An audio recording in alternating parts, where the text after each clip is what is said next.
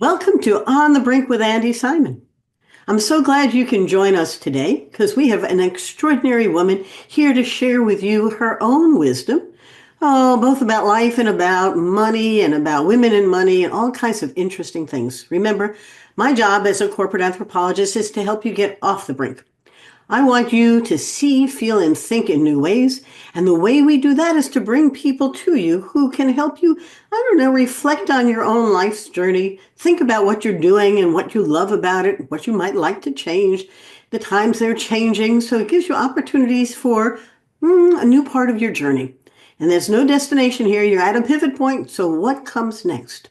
Victoria Woods is here, and she and I met at a wonderful conference for enterprising women. It's the first time we met, and I said, I must share your story. She's a wonderful storyteller, but also has a great story to share. Let me tell you a little bit about her, and then I'll tell her to share her story and the things that we're going to talk about today. Money, women and money, business and money. I loved her motto. The one who says it cannot be done should never interrupt the one doing it. And please hang on to that thought because we're doers.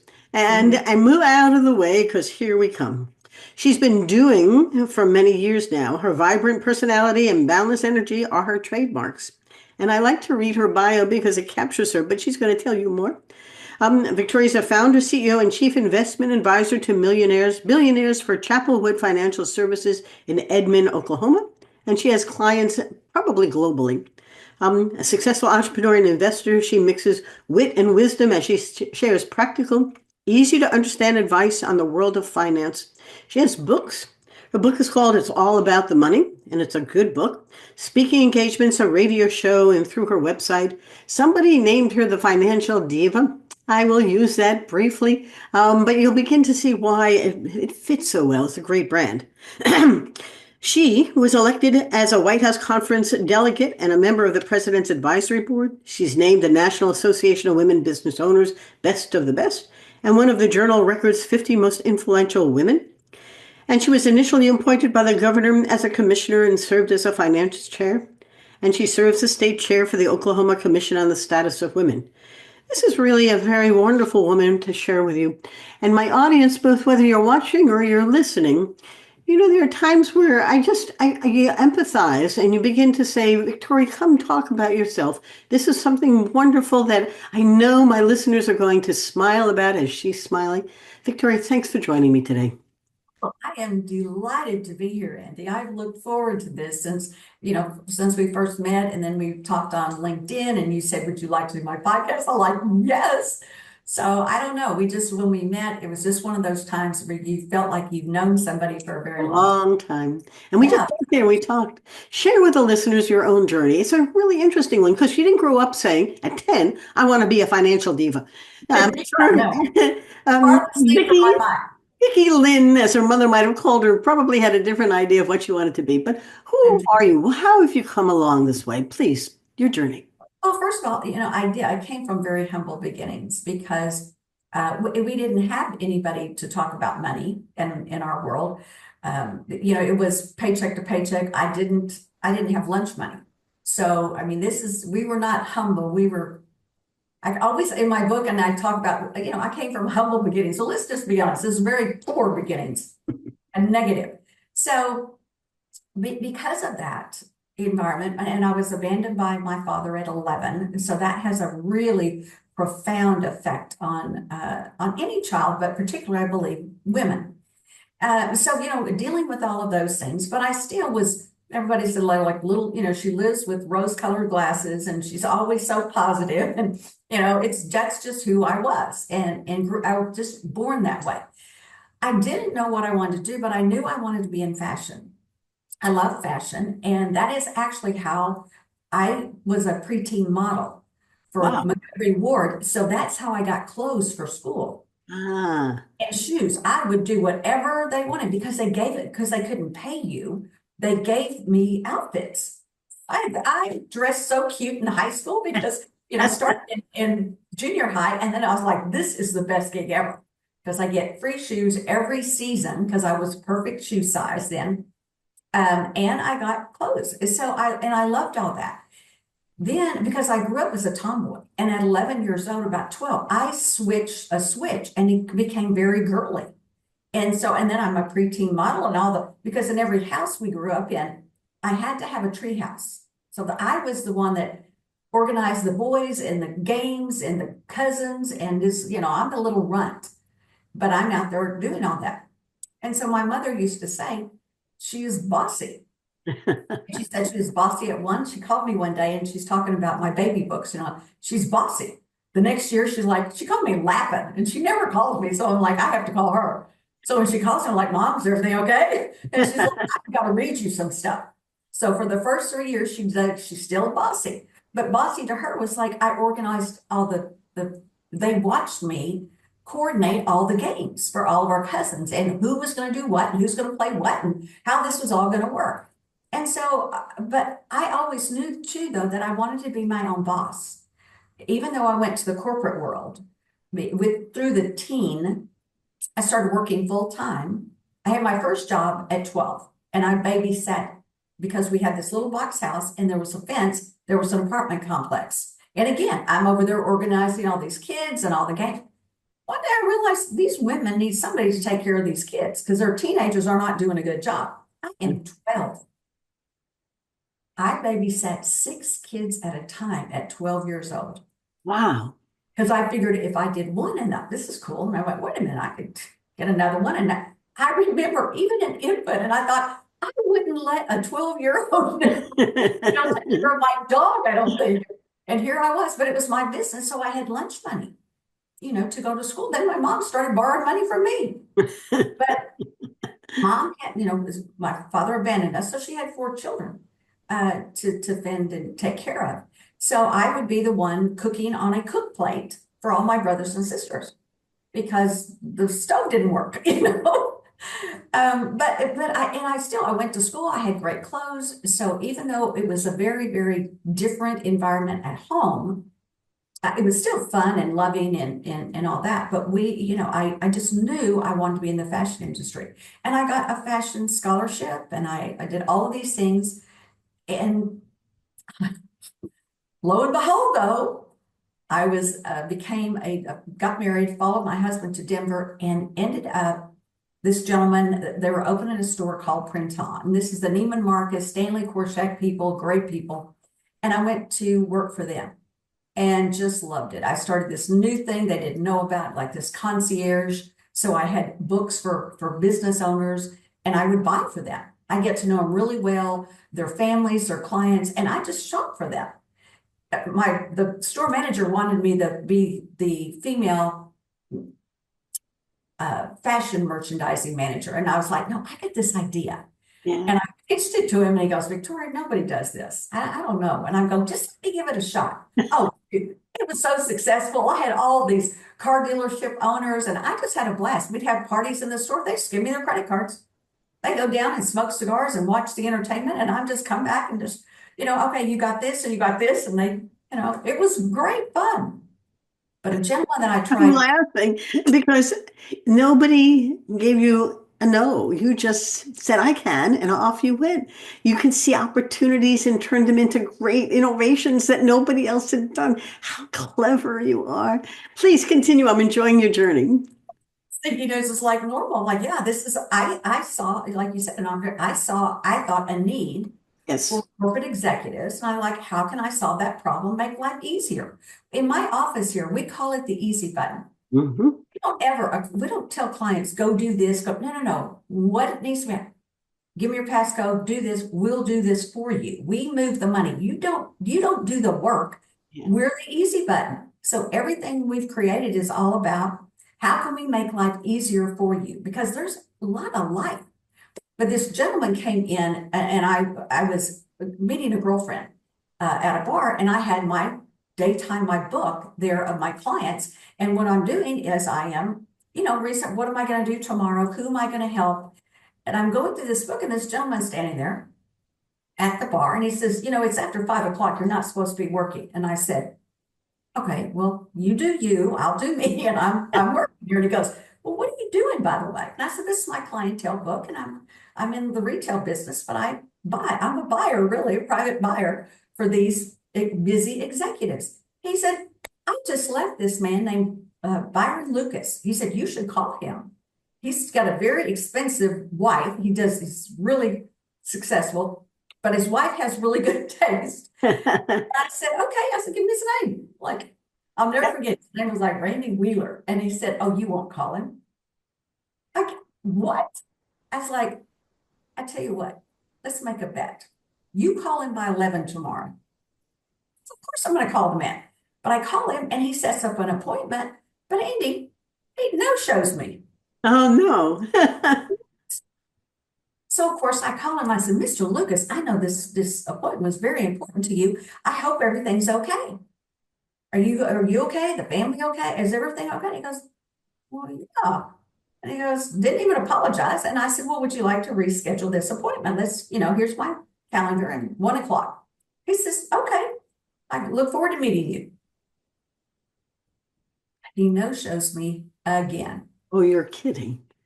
So we had these beautiful cards of a picture of this store. Now it's lovely, crystal chandeliers. It's French ironwork. It's French printemps, elegant, baby grand piano tinkling in the. It's gorgeous, marble everywhere.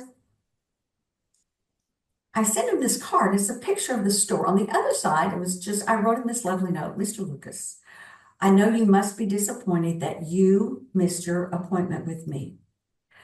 So when you're in the neighborhood, and I capitalized neighborhood and put it in the middle of the card, I said, drop by and maybe I'll be available. The thing is that this was an old Montgomery Ward store turned into Printemps on Broadway in Denver, Colorado.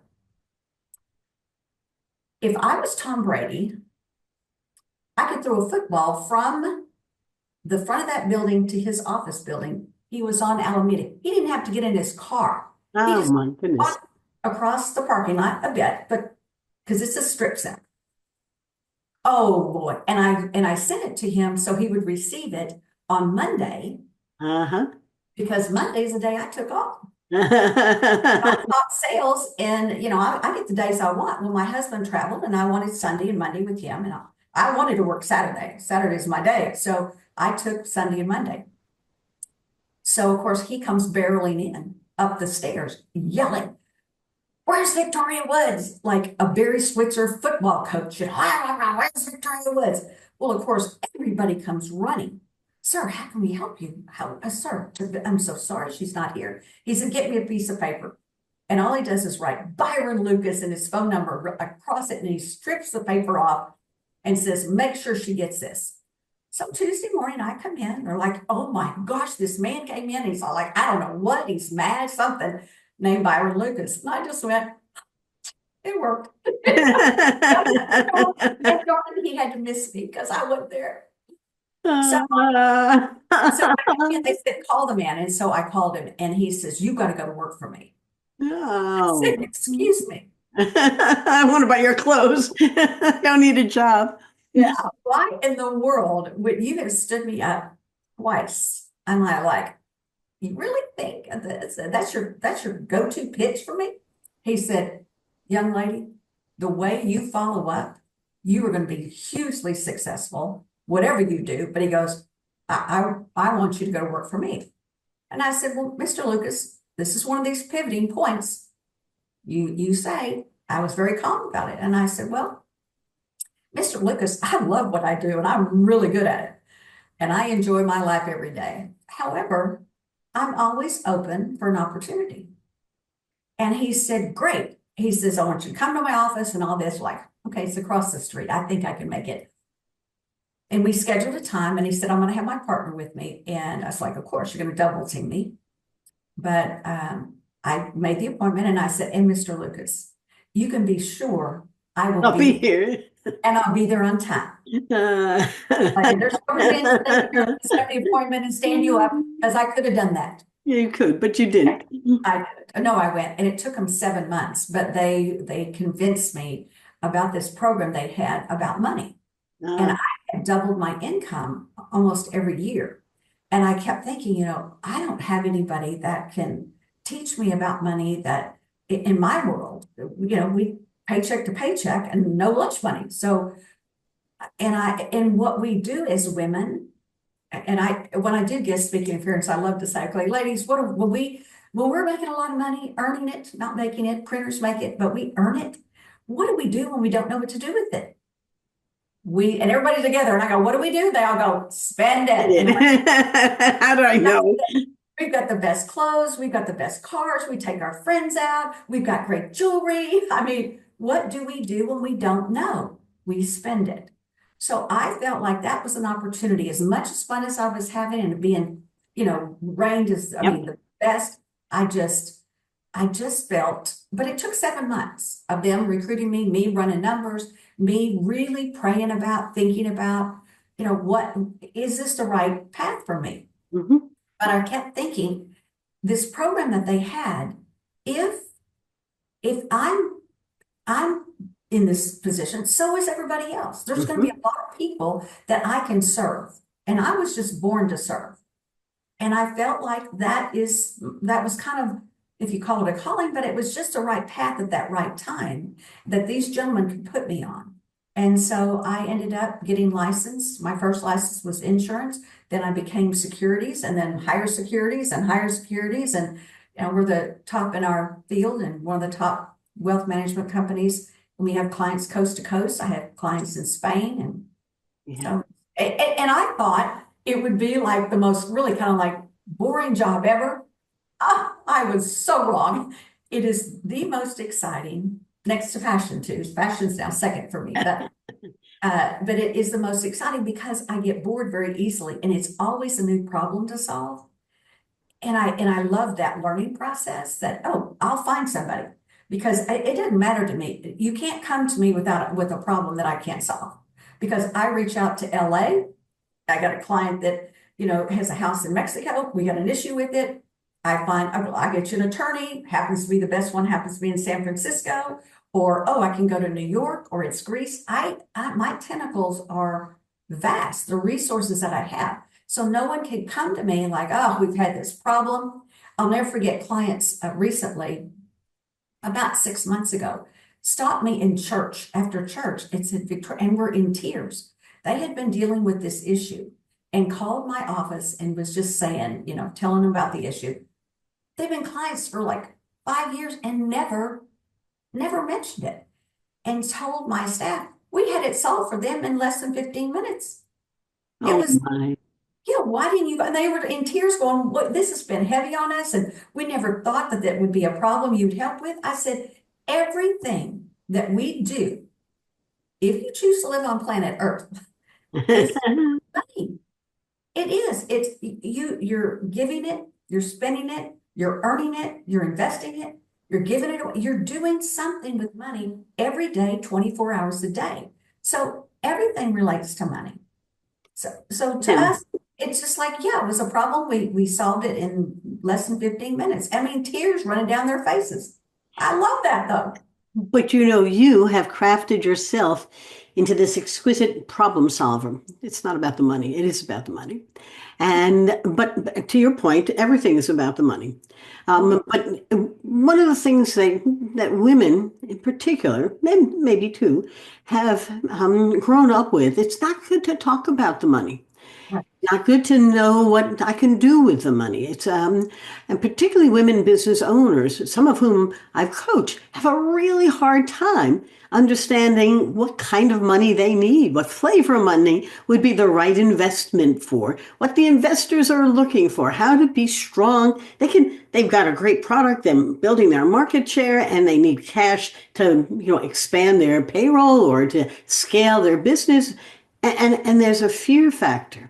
So Yeah. as you have evolved and you have grown a whole business, and in fact, you're a businesswoman, and you're no different than those 13 million other wonderful women-owned businesses. You're really good at this. You're very successful. But let's talk about what wisdom we can share with women who are growing a business, want to be in a business, or trying to figure out how to scale a business, maybe even inheriting a business. Let's get comfortable with the numbers because that's what it's all about, isn't it? Yes, and the thing is, and if you're not comfortable with it, you've got to get comfortable Yep. because that is not something that I believe you should delegate to other people. I Mhm. know my P&Ls, I know how to read them. I know one of the best decisions too before. I was a buyer.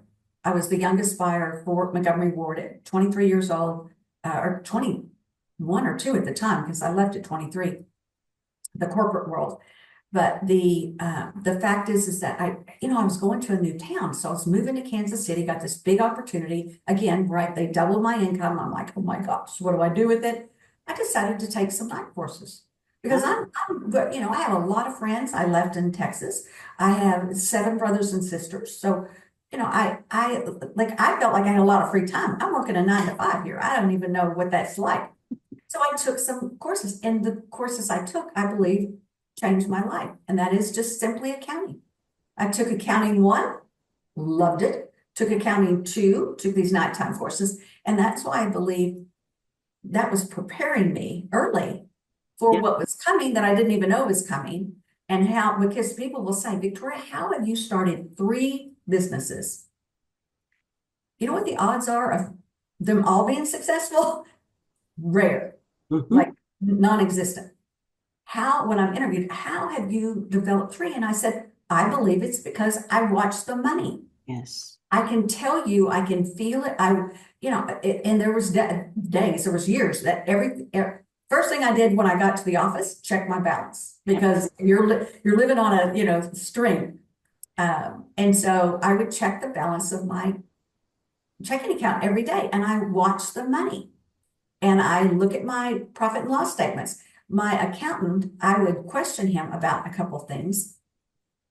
It seems like every month. And he would say to me, I was like, Tom, I am so sorry. I feel like I'm nitpicking and like this goes in this column and this was wrong. And I want everything where it's supposed to be. And he said, like, the numbers didn't work out. And he goes, Victoria, they're all going to work out in the wash at the end of the quarter. But I would ask him and question him. And the day I apologized, he said, oh, please do not apologize. And he brings me this great, book, and it was numbers and it was percentages. I love percentages over here because that way I can identify if there's a problem really quickly. Yep.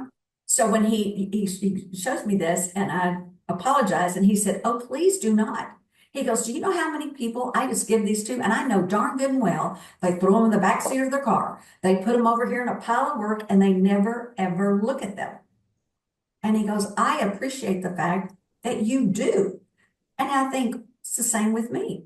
If I spend all this time and do an analysis for someone, uh, they're pretty detailed. And if they just took them and kind of tossed them aside, I would be insulted. So I did understand what he was saying about he did appreciate it. So we had a really great, he just retired too. I've had a lot of change in my world in the last Yes. 14 months. Yeah, but yeah, so it's you have to know. And if you don't like it, you have to understand you got to get to like it. And Yeah. maybe you don't have to like it, but you have to understand and question. You look at your profit and loss statements every single month. When a banker asked me one time, well, how long does it take you to get this? I'm buying some apartment complexes. And he was just like, I go like, what do you mean? I already have it all here ready. He's like, well, when you get this, this, this, and this. And I went, why would I call you if I didn't have all that ready? I was like, closed it. He was so impressed. He said, I've never had anybody do this, Victoria. We closed that deal in 24 hours Yes. because you're prepared. Yeah. Everything's about preparing in advance for your career or whatever you're doing. Just when something like that happens, like the gentleman, like things happen in your life, and you've got to look at it like an opportunity. Hmm. It's a pivot, it's a brink, it's a, adjustment, it's a change. But slow down, because I like to move pretty fast. My standard is typically fast. I pros, cons, I can make decisions very quickly because I'm strategically, I analyze things and my gut tells me, and I go with my gut. One time that I did not, Yeah. It's not a good time. and I will never, but when it's that painful, because you knew what to do and you allowed 2 gentlemen to talk you out of it, Yeah. it's so painful. But why that happened to me is because something even bigger was going to happen. Maybe 6 years later, that was the biggest deal I ever did. And I did not talk to one man about it. I'm going to make this deal happen. It was the biggest deal. The men couldn't believe it when it all came out. And I was like, My husband, he would say in bed, he'd go, "You do know I can hear your brain going over there." But Every night I strategize, and you have to be prepare yourself for whatever's going to come because you don't know what's coming. no. But sometimes those leading indicators that are in the numbers or the trend lines, if you're living in the moment, I truly appreciate it. But there's yesterday, today, and then what's coming. And sometimes they are connected really well. But part of what you're saying, and I say this for our listeners or our viewers, if you're not in the depth of what's happening in the numbers, then you have no feel for what the business that you're running is actually doing. You can be really excited about the new design. Remember, Victoria was really in love with costumes, with design, with clothing people she could sell. But then she realized there's a whole other part that people saw in her where the detail is in the numbers. In anthropology, we will learn that data out of context has no meaning. And so all of your bankers were asking you about the numbers in the context of this particular acquisition or whatever you were doing. And you needed to put it into a story that made the numbers come alive. So they said, you know this all. Well, it wasn't the numbers. It was the story about the numbers that really built a great story. And the one that didn't work, you were hearing other people's stories and you weren't trusting your own. And that gut, I love my gut. We decide with the gut and the heart. They feel it, and it really feels, but it feels something hard, which is called a number, and it's interesting. It's scary. And it is, and when you're doing something, and this had to do with this big acquisition. It was a little acquisition that turned into a huge acquisition. It was a bank building, and then you get scared, and Mhm. you think there's roadblocks, and it's like, is God trying to protect me? But Yep. my gut told me no. You've done your due diligence. Was I buying it too early in my career? Yes, I was, but the opportunity was there, and it ended up do it. I say, in the absence of courage, just do it scared. And I just said, I'm going It's to do courage, the this. opposite of scared, maybe. I was like, I'm just going to do it. I mean, if I don't have the courage to do it right now, I'm just going to go with scared. Yep. And, and when you do those things, you start, you grow. Every time you do one and you're successful, and if you're not, if something goes south, Yep. which it happens, and I will tell people constantly, well, that's interesting, you know. You do know education is expensive. Yes. Got an MBA in what not to do or how to do it differently. Yep. Don't ever beat yourself up. Now, I do say, have a pity party, crawl up in go take a nap. My mother would say, go take a nap, you'll feel better tomorrow. And But that's she kind was of right. philosophy. It Well, but does. your memory will take that thing into a story. Quite frankly, but there's a whole world of mistakeology. There's a couple of books that I've read on how to leverage mistakes as opportunities for, okay, debrief. How did it go well? What did? What's a wisdom? And things aren't fails. They're just learnings. And it changes how you see them. But you must be really aware of what it was. One of the things you and I had talked about is that there's a lot of women who are acquiring family firms. Fathers are handing it down to them. How do they make sure they got the right valuation on it? What do they do when they begin to take over the firm? When I spoke at the Family Firm Institute in Brussels, many of the Europeans had multi-generations running the firms. Here, that's often not the case. Sometimes I coach women who are anxious about a hand-me-down firm. How do I take it over? How do I move into the role? How do I move my father and uncles away? It is not easy to be a successful woman. Some wisdom you might want to share. Well, I love that you bring this up because it's not brought up enough, in my opinion. There's two things right now. If you take on a business, do you know what Bama pies are? Oh, I don't. Oh, you would love this story. So this is a story about a gentleman that wanted a dessert and he was at McDonald's and they didn't have a dessert. And he's driving home and he's kind of mad about it. So he decides to get on the phone and he's going to tell him, y'all need to provide us dessert. And I'm going to create one. I'm going to do these hot pies. And they're the McDonald hot pies. It's little pecans. Well, and it became, it's a huge international company now. However, when he passed away, you would think that he would pass the business on to his sons, No, he passed it on to Paula, who was his daughter, who'd worked in the business, but to make her the CEO, the president, the owner, she had to, if you hear her story, she had to, now I met her when she was going through this, and I did business with her firm and her company. And it's a fascinating story. She takes better care of her employees. She has all kind of mental health day issues, in presentations, like bringing me in to help them learn about money. That was one of the first things she did when I basically pitched her on, your employees need to know what you spend on them and all the value that you bring to them that they don't see in a paycheck. So we have this program, and then we offered them a salary savings program. So we did that, gosh, 25, 30 years ago. But she talks now, she didn't talk about it then, that the men gave her such a hard time and made her guess herself. And she would say in this presentation, she and I were speaking at this event, and she would say how she went back to her father. And she's like, I'm gonna continue to, let them challenge me, but I'm gonna continue to do what I believe needs to be done in my way.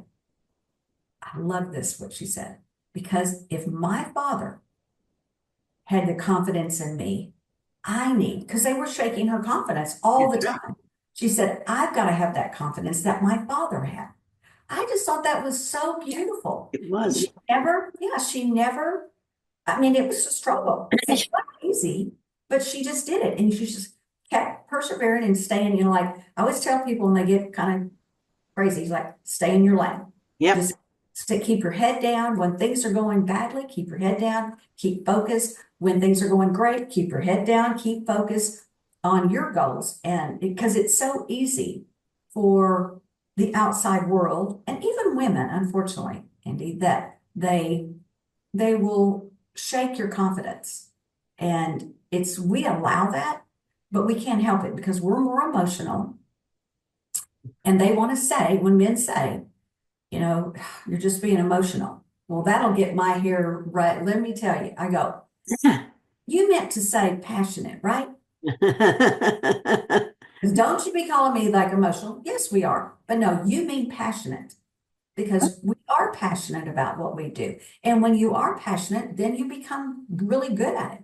It's just like, this big deal that I was telling you, I had another pivoting moment when this big deal happened and nobody could believe it. I talk about it in my book. I think it's chapter 11. It's called The Perfect Bullseye.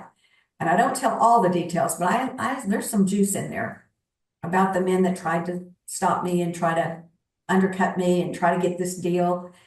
And I was signed contract. I was like, okay, make this happen. And they tried everything to not make me close on the closing day.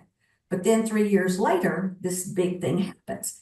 And you got to have the confidence to go through those pivots because you don't know what they are on this side. Yep. But as soon as because a friend told me, Victoria, he said, they're shaking your confidence. But he says, I know you. Yep. We just had lunch. He says, I know you. Have you done all of the due diligence? I said, absolutely. He says, what is your gut? Because I know you turn on a rock over 100 times. What does your gut tell you? And I said, well, my gut tells me that I should do the deal, but I'm questioning myself. Is God trying to protect me? Because I also believe God's rejection is my protection. Yes. So, but you don't really know what God is saying. And so, and you don't know if the voice of these men are his conduit to you. But the other day, this is a society where the woman and her voice hasn't gotten the credit it deserves for the wisdom that it brings. And so you're working in a world that's so unsettled. again, I was saying about, women will do the same thing to you. I think I know we're getting much better, but it was back in the day, it was so competitive. And now we're coming into, and it's been a slow burn here, but I see it. I see it again and again where women are collaborating more, Yeah. supporting each other more, understanding that there's so much. My mindset's always been there's enough for everybody to be successful. Me lighting your candle does not dim mine.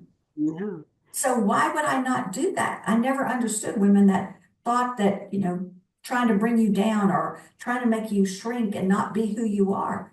I mean, I No. want everybody to love me, but I know my brain tells me that's not going to be. So they're not going to You like don't your, need everybody to love you. You have the kind of competence and confidence that sharing it with others, they want to say, huh. So what did I hear from Victoria today? What I heard was that, trust your gut. It's okay.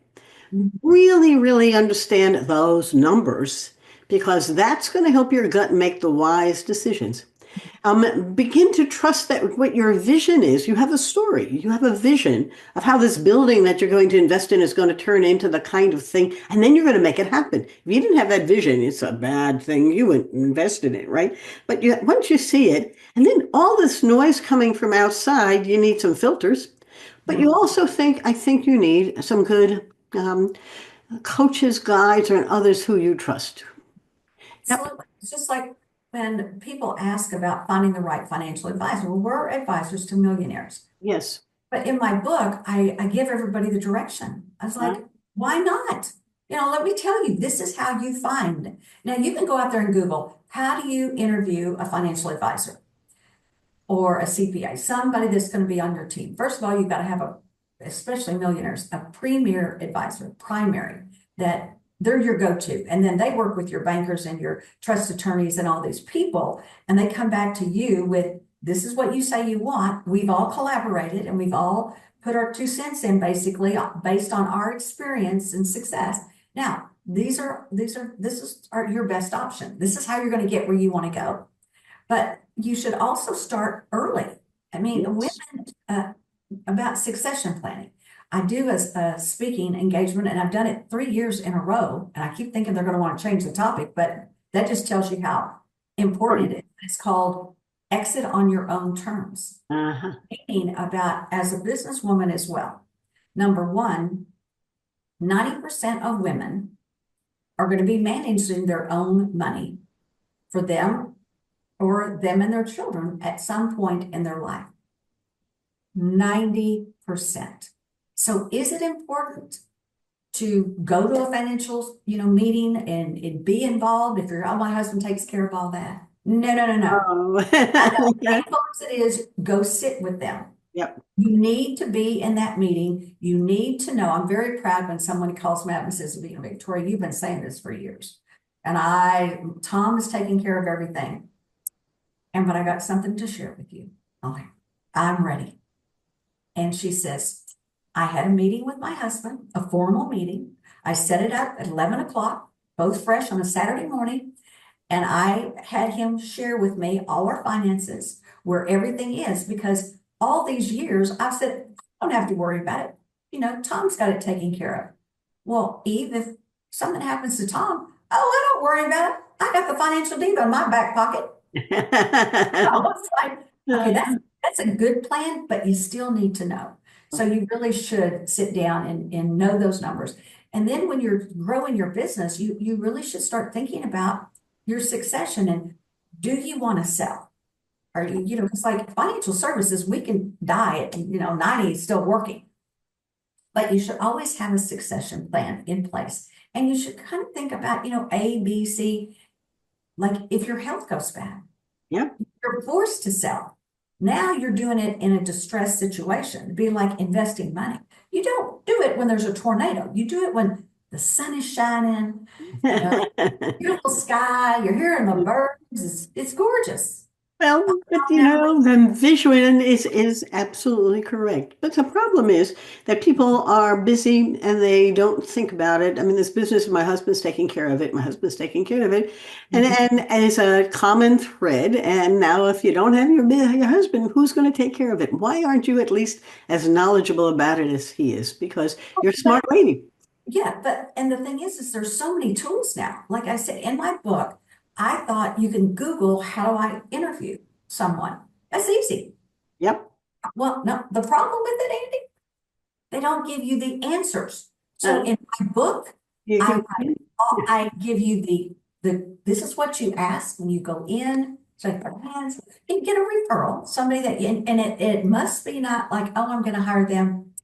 I don't really care for their personality, but I'm going to hire them, or my gut's not right. But other people say, walk.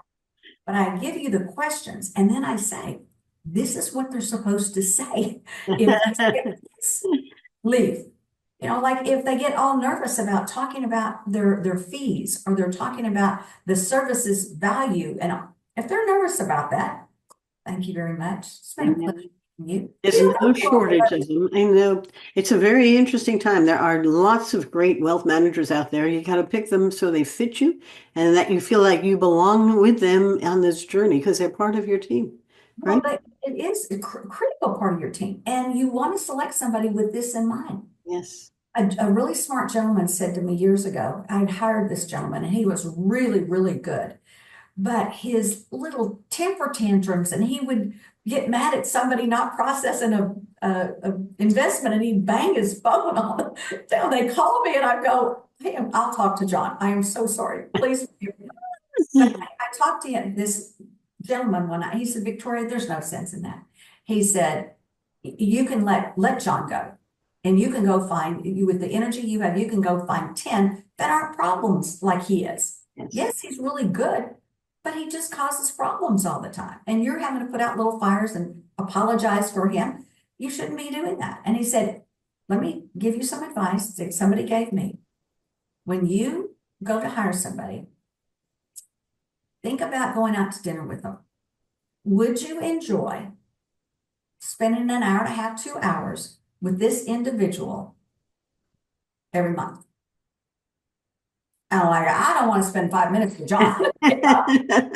Wrong with like I'm like so. Tori, I think our time is just about up. If people would like to know more about you, talk to you about their own financial situation, what's the best places to find you? I know they're all over the place, but the ones that are the best ones. You can go to chapelwood.com. That's 2 P's, 1 L. And that's chapelwood.com. That no financial services, just Chapelwood. That's the easiest. You can call my office, of course, at 405-348-0909. You can go to the Financial Diva website, or just Google us. I mean, we're absolutely everywhere. But I would like to, if you would like, we can give you a link, Andi, as well, because I did this when a gentleman was interviewing me, and he wanted me to do a recording, and my radio studio is right next door in my office building. And I recorded some chapters in the book. Oh, and good. Yeah, so we'll send you that link, or maybe you should have it for my people right now, because that's something fun that I like to be able to share with people. Good. Because when you record it, what I found, which I thought was going to be dreadful, it was so much fun. I know. Because you get to tell some things that aren't in the book. I have that link. I think Meg sent it to me, and I'll make sure it's on the blog, and we put it onto the end of this. Both the video has a back page as well, so we'll make sure that it's out there. This has been truly a pleasure. I've enjoyed listening to you. My head says, maybe it's time that I sit down with my wealth manager and make sure that I fully understand what he's in. Sometimes I think I know enough to be dangerous and not enough to really be comfortable. And if you have to feel comfortable asking that, and you also have to feel comfortable, and they should feel comfortable when we call getting a second opinion. Yes. Because I do that with my CPA. I want to make sure I'm getting every tax deduction. So I go pay somebody to do kind of like a little mini audit, Yes. or do a second opinion. It's like, can I be doing better? And that's something that you should never be ashamed of, or like, oh, I don't want to hurt anybody's feelings. And this buddy is, my wealth advisor is my husband's roommate or something. You shouldn't. Everybody should be very confident, because it's your life. Yes. Like, we have 100% retention on our clients for a reason. And we're accepting 25 million in new assets this year. And we can do that only because we have the capacity to do it. And all of our clients have been with us so long. So terrific. Really, really terrific. I thank you a great deal. For those of you who come to On the Brink with Andi Simon, thank you. Thank you for sending me your emails. Thank you for telling me how much you've enjoyed some of our speakers. We're global. Last One we did was from New Zealand, and then we had another one from France. And it's a really global conversation that we're having. And I can't wait to share Victoria's. It's been a pleasure. Thank you so much for being with me today. Oh, And thank you. Yeah. my books are all on Amazon. And remember, our job is to help you see, feel, and think in new ways. Change is not something you like to do, something your brain hates to do. You hire me and then you delete me. You hope I don't help you change, but sometimes the times they are changing, and these are fast changing times. Our motto is from observation to innovation, but I like Victoria's. People who are getting things done, don't get in their way. Just help them get there. Goodbye, Yes, Victoria. Nice. my last thing for you, because I end my radio show with this every single week for all these years, and it's never going to change. And it's don't take advice from broke people, physically, financially, or spiritually. Well, it's been a pleasure. Goodbye, my Thank friend. Take care. Goodbye, everybody. Have a great day. Bye bye now.